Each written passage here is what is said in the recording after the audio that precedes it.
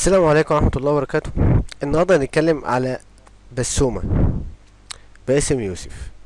والله أنا كنت عايز أوصل لك بس رسالة يا باسم قبل ما ندخل على المهم. يعني أنت تتريق، تتمسخر، تعمل إيحاءات جنسية، تقول دي حرية تعبير، تقول حرية زي ما أنت تقول، دي حاجة ترجع لك. تمام. أما أساسا الحرية لازم يكون فيها احترام مش قلة أدب. والله احنا اتعلمنا كده. ما أنا ممكن اتريق على امك اللي هي نادية، ونقعد نتريق على اهلك واحد واحد واقول لك ده حرية محدش ليه دعوة. بس احنا هنطلع احسن منك ومش هنتريق، هنسكت. مش احنا بس احسن منك، انا بعرفك. اولا الجيش، القوات المسلحة والمخابرات ده خط احمر من البداية. تمام. بعرفك يعني زي ما اهلك خط احمر وزي اهل اي انسان خط احمر، ما ينفعش تتريق على دول. زي برضو الناس الغلابة ما ينفعش تتريق عليهم. تمام. ماشي يا بسومة، يا ريت تكون فهمت بس الموضوع.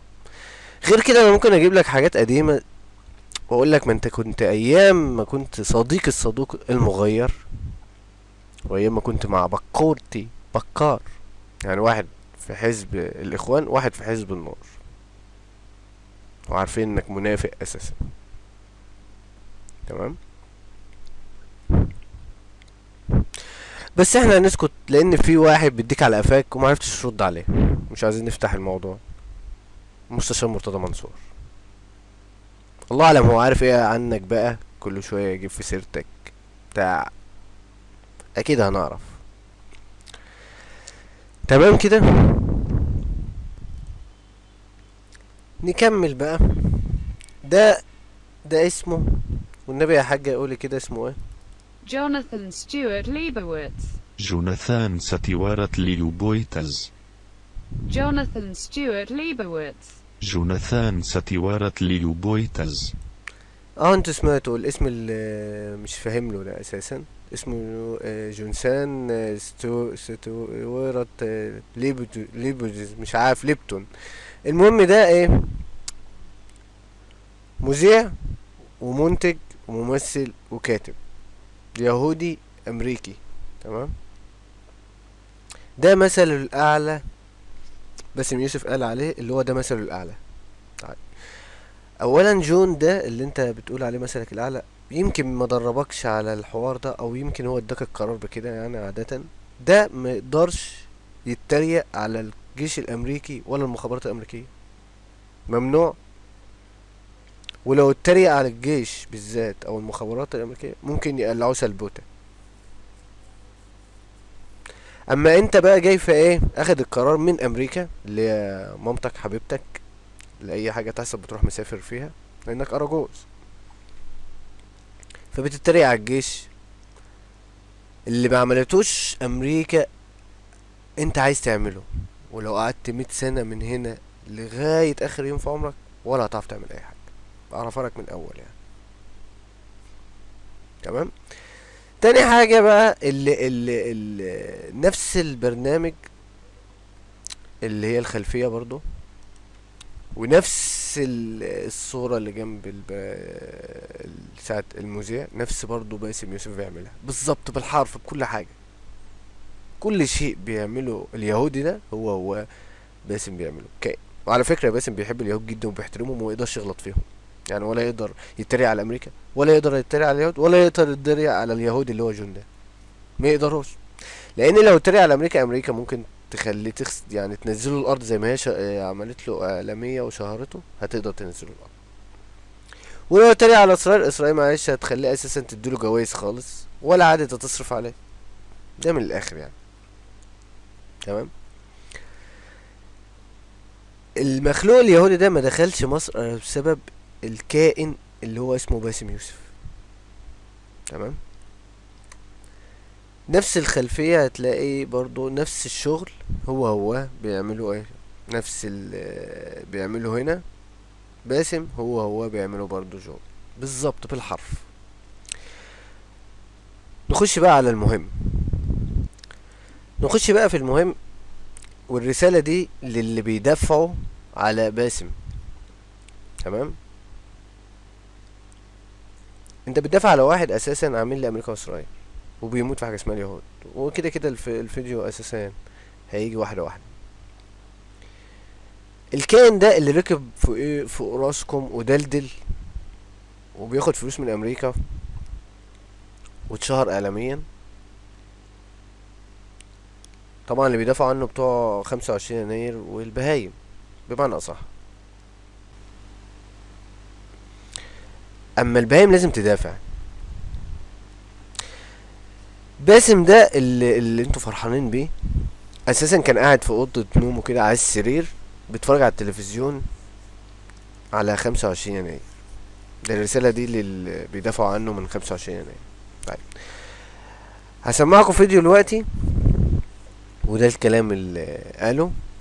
طبعا هيقوله بالانجليزي بس هو مترجم قدامكم في الصوره. تمام، ما تيجوا تسمعوا الفيديو خلاص.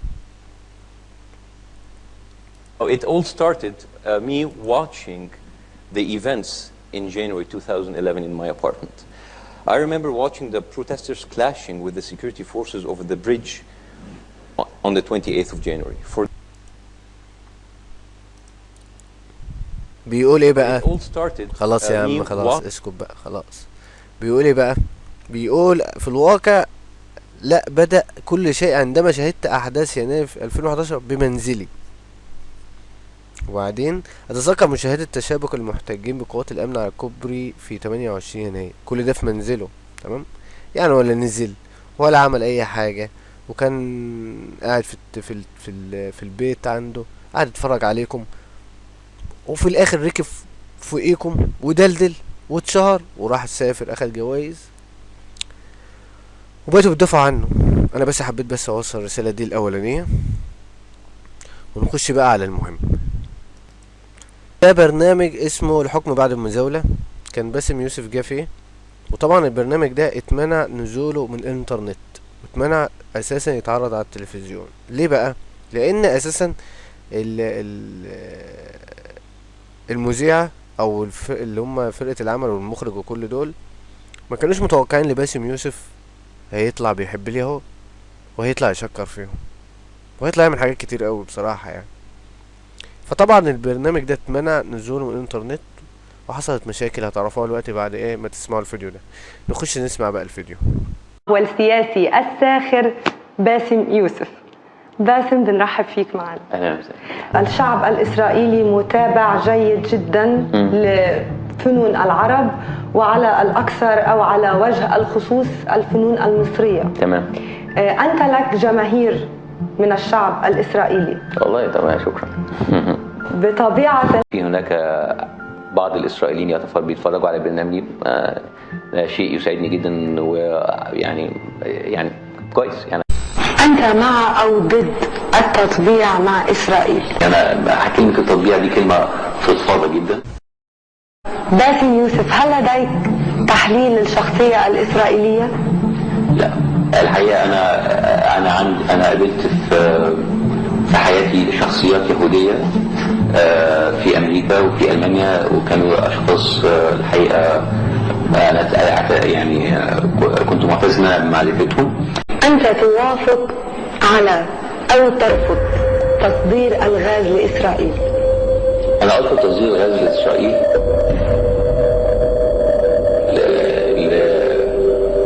مش عشان إسرائيل، هي موضوع تصدير الغاز نفسه مش في صالح مصر ولا لإسرائيل ولا غيره، لأن احنا احتياطيات الغاز بتاعتنا مش كفاية. خليني أقول لحضرتك شيء. هاي قناة إسرائيلية. أنا خدت بالي على النص. وهذا البرنامج إسرائيلي. تمام. وهو مفروض أن يعرض للجماهير الإسرائيلية. تقبل أم ترفض؟ مش مشكلة مع قناة إسرائيلية، أنا عندي مشكلة من أسلوب استدراجي للقناة الإسرائيلية، فهي دي المشكلة يا فندم. بس من وراء حضرتك انكارك لان حضرتك اعلامي او دخول مجال الاعلام، انا مع حضرتك عملت زي ما بتقولوا في مصر، انا حافظ الاقاويل المصريه، فرقعه في الثوره خالص. حضرتك عملت فرقعه تمام. مش اكتر من كده. لا انا مش عايز تبقى اعلامي ولا عايز تنضم للاعلامي؟ وانا لا انا حضرتك لو انت تابعت الحوار، انا قلت لمازمازيل ساره، قلت لها ان انا واحد بالنسبه لي بقدم الاعلام ده هو كمشاهد، وانا يوم ما انا افشل بكره ويوم ما انا برنامجي يفشل على التلفزيون بكره انا في الاخر جراح وهرجع مشاهد. فانا بالنسبه لي انا لا اسمي نفسي اعلامي لان انا لم ادرس الاعلام ولم ادخل ما شيء لا يؤهلني لهذا المجال، فانا لست اعلامي. انا ولا كتبت في جرايد ولا كنت صحفي ولا خدت دراسه، انا عملتها بطريقه طبيعيه. فانا اعلامي، وهي ممكن فعلا ان انا اكون عامله ده تكون فرقعه وافشل تماما في رمضان او برنامجي ما يتجددلوش، وفي هذا الوقت انا مش زعلان لان أنا بالنسبه لي الموضوع ده كهوايه زي ما انا شرحت لانسه ساره. ازاي الحال بقى بعد اللي انتوا سمعتوه ده؟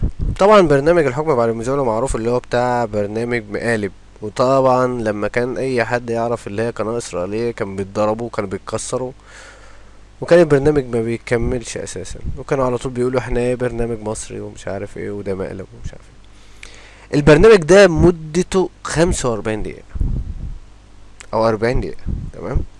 نزل منه على الانترنت 7 دقايق فقط لا غير، الباقي كله اتمسح واتحذف، لان باسم عمل بكل وسطاته انه يقدر يوصل ان البرنامج ده ما يتذاعش على التلفزيون نهائي ولا يتعرض على الانترنت، واللي كان يقدر يعرضه على الانترنت كان بيعمل له حقوق نشر وكانوا بيحظروا له القناه، وكانت القناه دي اليوتيوب بتقفلها له لانه عمل وسطها لليوتيوب كمان.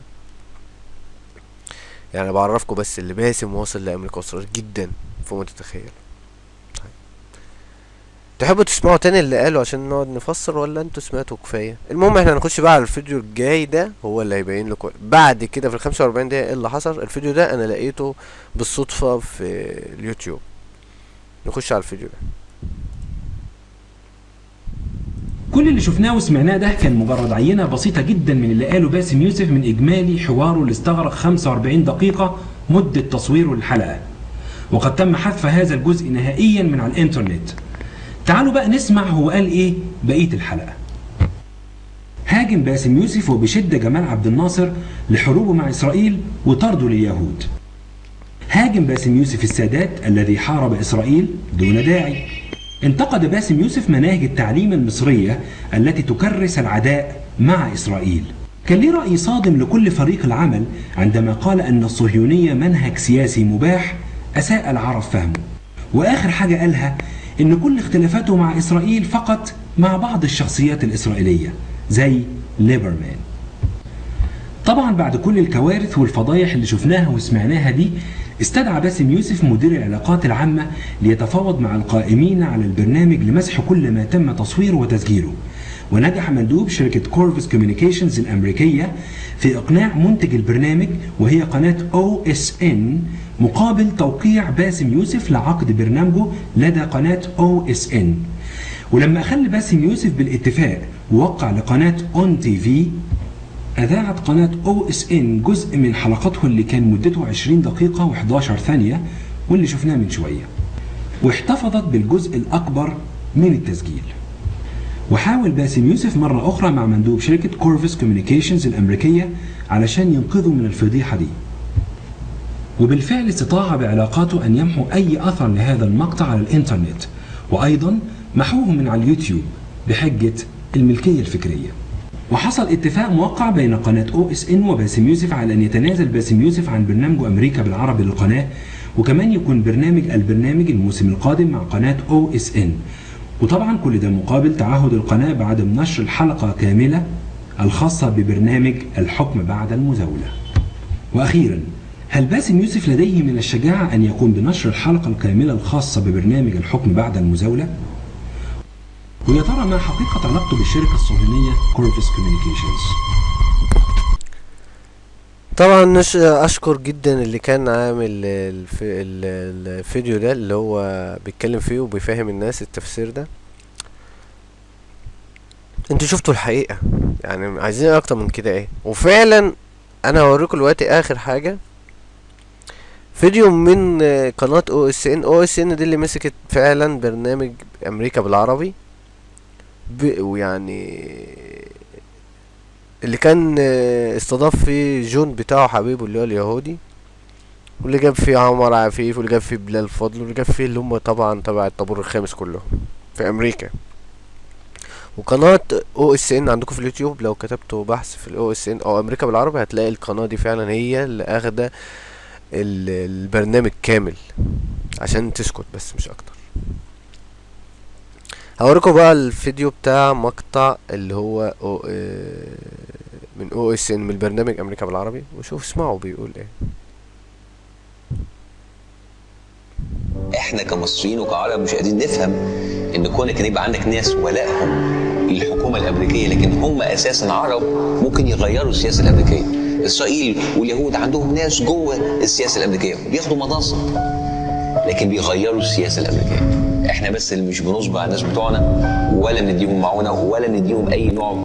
انتوا سمعتوا الفيديو الاخير اللي هو طبعا من قناة OSN وبرنامج اللي هو امريكا بالعربي، وطبعا بيشكر في امريكا وقعد يغلط.